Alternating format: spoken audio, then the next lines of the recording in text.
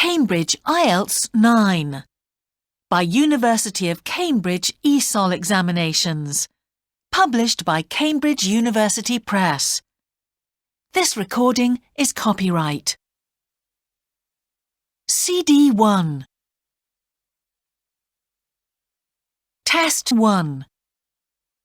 You will hear a number of different recordings, and you will have to answer questions on what you hear. There will be time for you to read the instructions and questions, and you will have a chance to check your work. All the recordings will be played once only. The test is in 4 sections. At the end of the test, you will be given 10 minutes to transfer your answers to an answer sheet. Now turn to Section 1. Section 1. You will hear a man phoning to inquire about a job vacancy. First, you have some time to look at questions 1 to 4.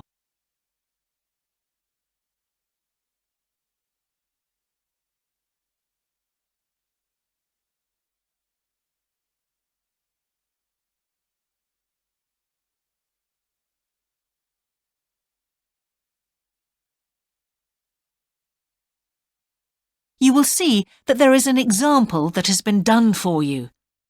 On this occasion only, the conversation relating to this will be played first.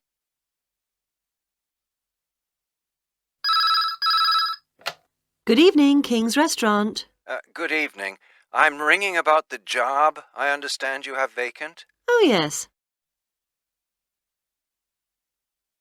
The job vacancy is at a restaurant, so a restaurant has been written in the space. Now we shall begin. You should answer the questions as you listen, because you will not hear the recording a second time. Listen carefully and answer questions 1 to 4.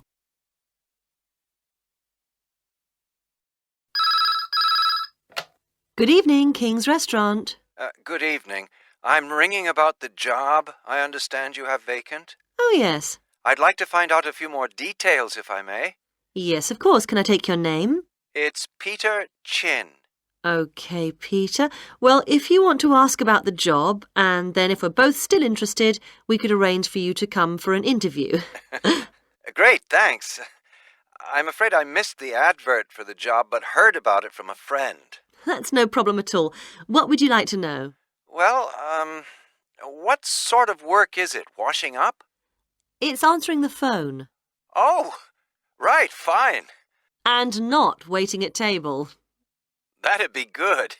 And how many nights a week would it be? Well, we're really only busy at the weekend. So 2 nights? 3, actually, so it would work out at 12 hours a week. That'd be fine. It wouldn't interfere with my studies.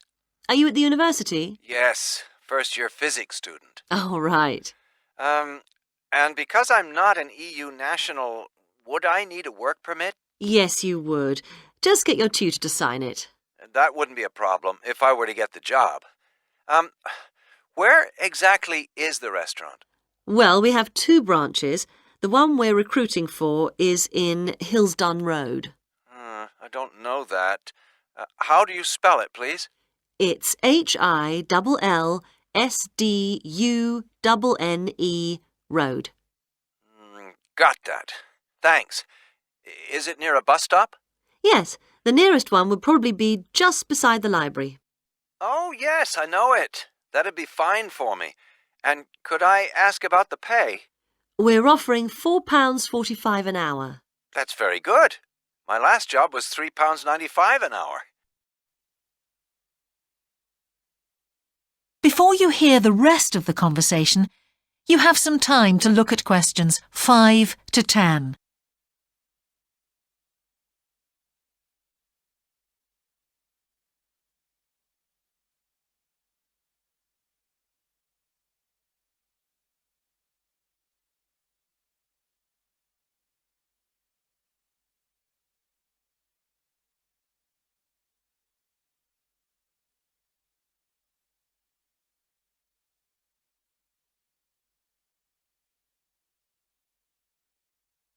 Now listen and answer questions 5 to 10. We feel it's pretty good, and we also offer some good fringe benefits. Really? Well, we give you a free dinner, so you eat well. Right. Better than hostel food. We certainly hope so. And we also offer extra pay for working on national holidays. Oh, that's a really good perk, isn't it? Yes, we think so. And then because of the difficulties of getting public transport, if you're working after 11 o'clock, we drive you home. Oh, that's good to know. Well, we'd certainly be interested in inviting you for an interview, if you're still interested. Oh, yes, certainly. Could I just also ask what qualities you're looking for? Well, for this particular job, we want a clear voice, which you obviously do have. Thanks. And you must be able to think quickly, you know. Well, I hope I... So, when could you come in for an interview? We're actually quite quiet tonight. Sorry, I couldn't come tonight. Or tomorrow, I'm afraid. Thursday's okay. That'd be 22nd of October? Fine. After 5 p.m.? Yes, fine. Would 6 o'clock be okay? Perfect. And could you bring along the names of 2 referees? Yes, that's fine. No problem. Good. I look forward to seeing you. Oh, by the way, who should I ask for? Oh, yes, of course. Sorry. My name is Samira Manuja. Can you spell that, please? Manuja. Okay. I've got that. Thanks very much. Look forward to seeing you later on then. That is the end of section 1. You now have half a minute to check your answers.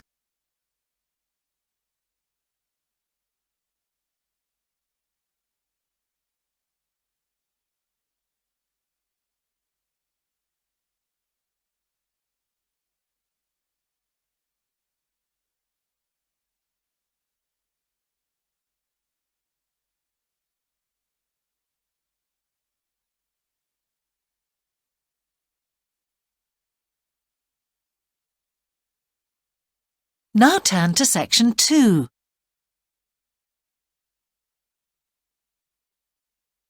Section 2. You will hear part of a radio programme about the opening of a new local sports shop. First, you have some time to look at questions 11 to 16.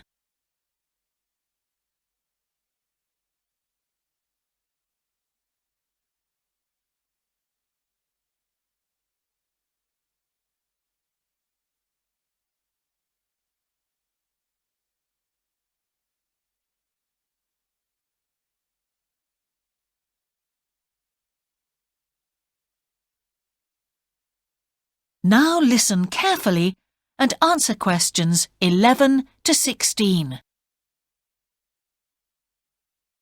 Now we go to Jane, who is going to tell us about what's happening in town this weekend. Right, thanks, Andrew. And now on to what's new. And do we really need yet another sports shop in Bradcaster? Well, most of you probably know Sports World, the branch of a Danish sports goods company that opened a few years ago. It's attracted a lot of custom, and so the company has now decided to open another branch in the area. It's going to be in the shopping centre to the west of Bradcaster, so that will be good news for all of you who found the original shop in the north of the town hard to get to. I was invited to a special preview, and I can promise you, this is the ultimate in sports retailing. The whole place has been given a new minimalist look with the company's signature colours of black and red. The first 3 floors have a huge range of sports clothing as well as equipment. And on the top floor, there's a cafe and a book and DVD section. You'll find all the well-known names, as well as some less well-known ones. If they haven't got exactly what you want in stock, they promise to get it for you in 10 days. Unlike the other store, where it can take up to 14 days. They cover all the major sports, including football, tennis and swimming. But they particularly focus on running, and they claim to have the widest range of equipment in the country. As well as that, a whole section of the third floor is devoted to sports bags, including the latest designs from the States.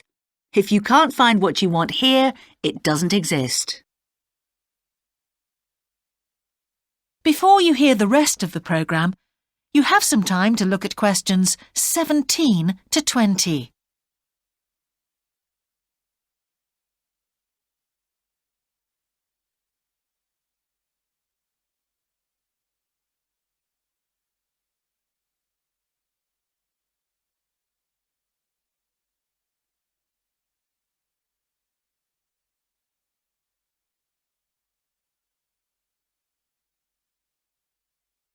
Now listen and answer questions 17 to 20.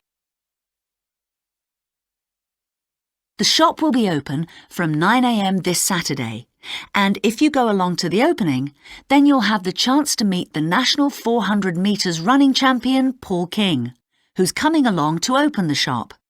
And he will be staying around until about midday to chat to any fans who want to meet him and sign autographs. Then there will be a whole range of special attractions all weekend. There will be free tickets for local sporting events for the first 50 customers, and also a special competition open to all. Just answer 15 out of 20 sports questions correctly to win a signed copy of Paul King's DVD, Spring Tips, while the first person to get all the questions correct gets a year's free membership of the Bradcaster Gym. All entrants will receive a special sports calendar with details of all Bradcaster fixtures in the coming year. One of the special opening offers is a fitness test, a complete review of your cardiac fitness and muscle tone, actually done in the shop by qualified staff. This would normally cost £30, but is available at half price for this month only. There are only a limited number of places available for this, so to make a booking, phone 560 341. In addition, if you open an account, you get lots more special offers, including the chance to try out equipment at special open evenings. That is the end of section 2. You now have half a minute to check your answers.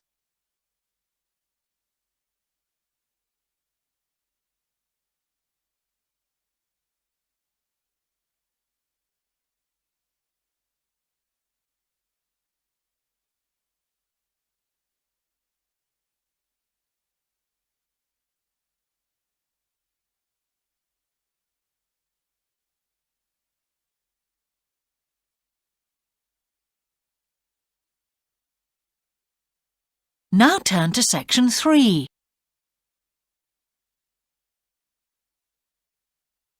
Section 3.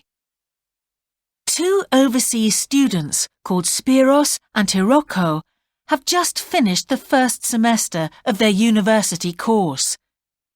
They are discussing with their English language teacher how they coped with the course. First, you have some time to look at questions 21 to 25.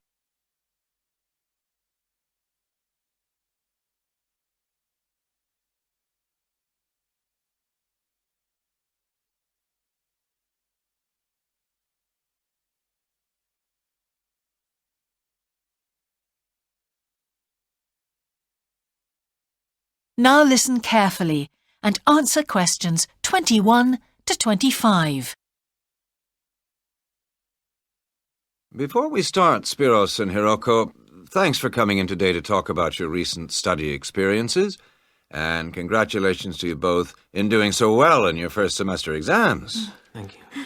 I'd like to discuss with you the value of the English for Academic Purposes course you did here last year before starting your university course. Spiros, if I could start with you, what parts of the program have now proved to be particularly valuable to you? I think that having to do a seminar presentation really helped me. For example, a couple of weeks ago in our marketing subject, when it was my turn to give a presentation, I felt quite confident. Of course, I was still nervous, but because I had done one before, I knew what to expect. Also, I know I was well prepared, and I had practiced my timing.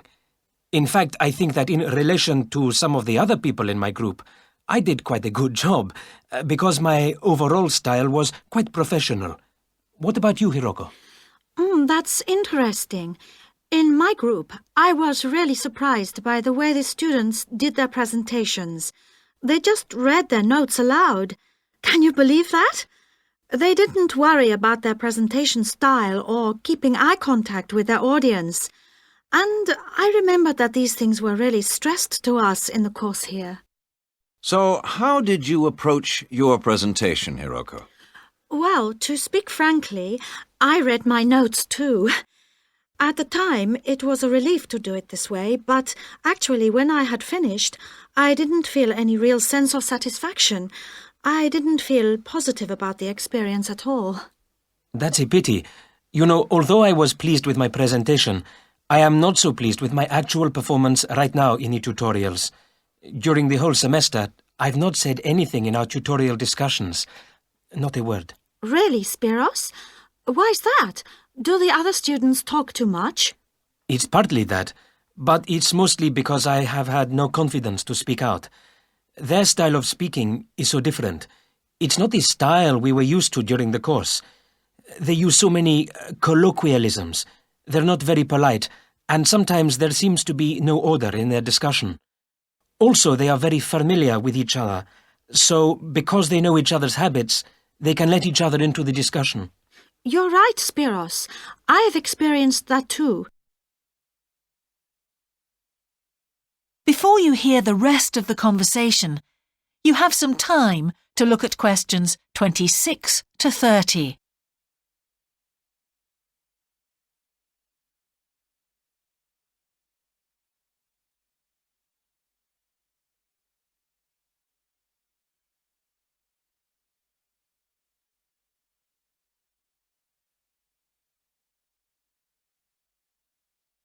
Now listen and answer questions 26 to 30.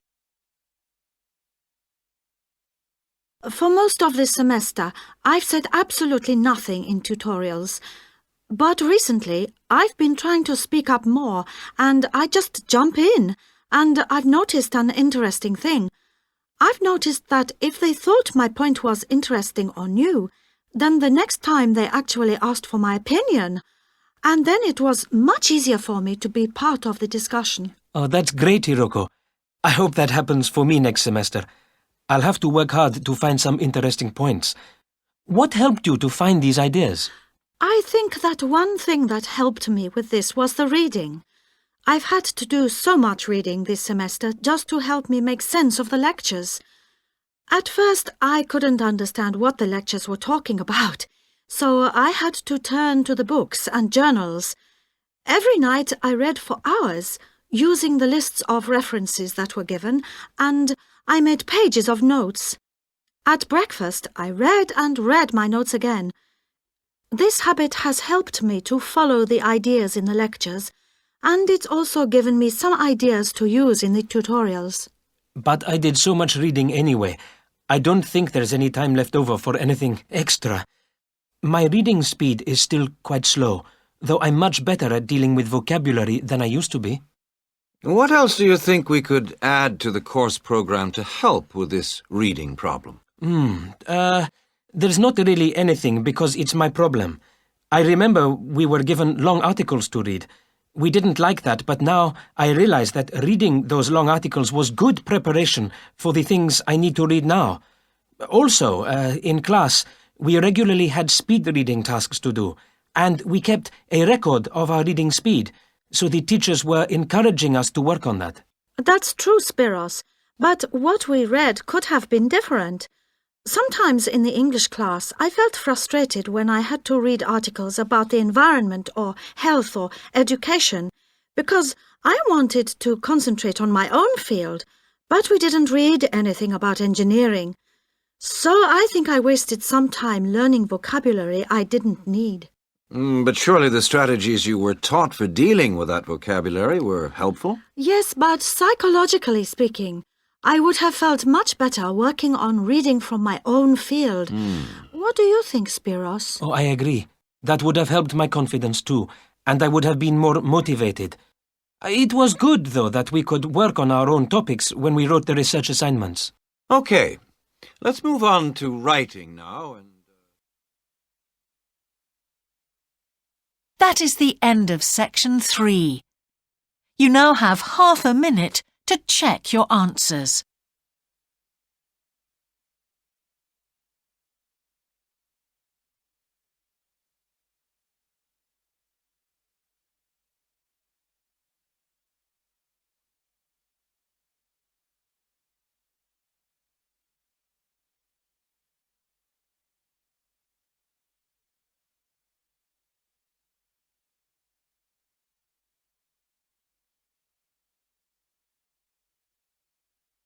Now turn to section 4.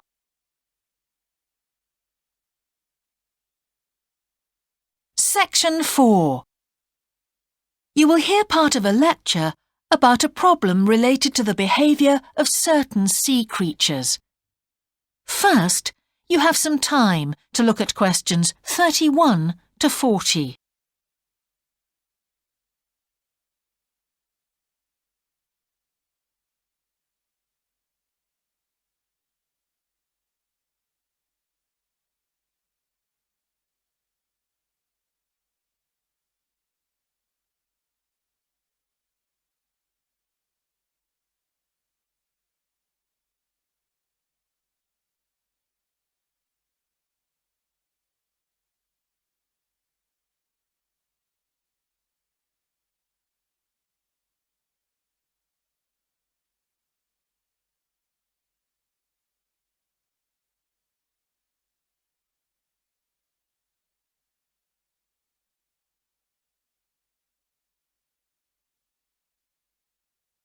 Now listen carefully and answer questions 31 to 40. Good afternoon, everyone. Well, with some of you about to go out on field work, it's timely that in this afternoon's session I'll be sharing some ideas about the reasons why groups of whales and dolphins sometimes swim ashore from the sea right onto the beach and, most often, die in what are known as mass strandings. Unfortunately, this type of event is a frequent occurrence in some of the locations that you'll be travelling to, where sometimes the tide goes out suddenly, confusing the animals. However, there are many other theories about the causes of mass strandings. The first is that the behaviour is linked to parasites. It's often found that stranded animals were infested with large numbers of parasites. For instance, a type of worm is commonly found in the ears of dead whales. Since marine animals rely heavily on their hearing to navigate, this type of infestation has the potential to be very harmful. Another theory is related to toxins or poisons. These have also been found to contribute to the death of many marine animals. Many toxins, as I'm sure you're aware, originate from plants or animals. The whale ingests these toxins in its normal feeding behaviour, but whether these poisons directly or indirectly lead to stranding and death seems to depend upon the toxin involved. In 1988, for example, 14 humpback whales examined after stranding along the beaches of Cape Cod were found to have been poisoned after eating tuna that contained saxitoxin, the same toxin that can be fatal in humans.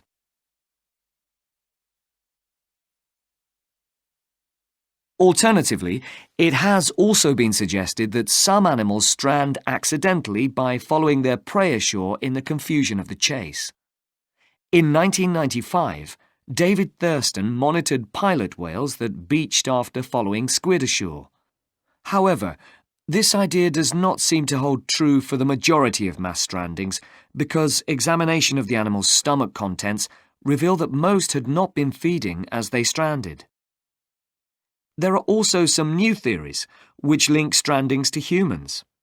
A growing concern is that loud noises in the ocean cause strandings.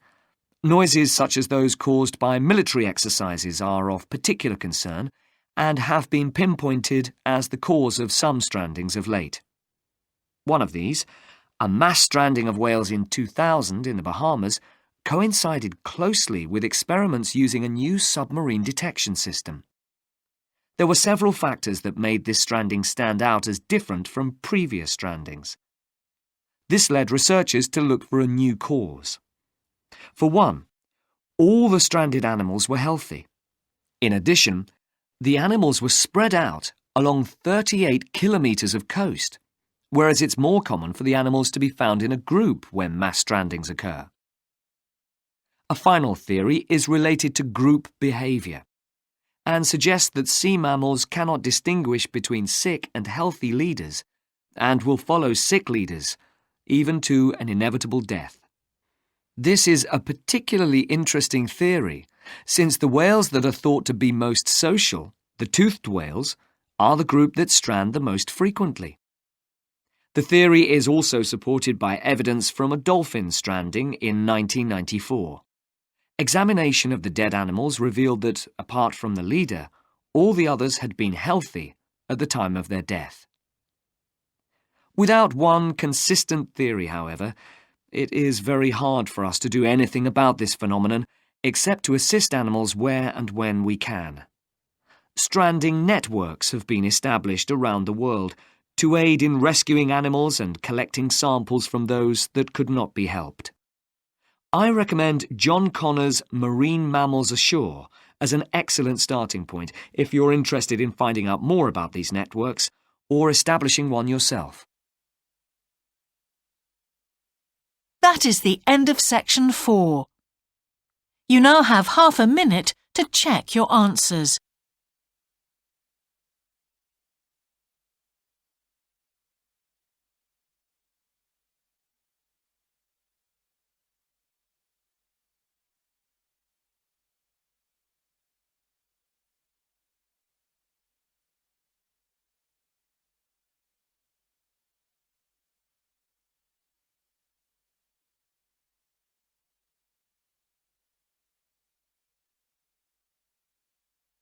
That is the end of the listening test. In the Ielts test, you would now have 10 minutes to transfer your answers to the answer sheet.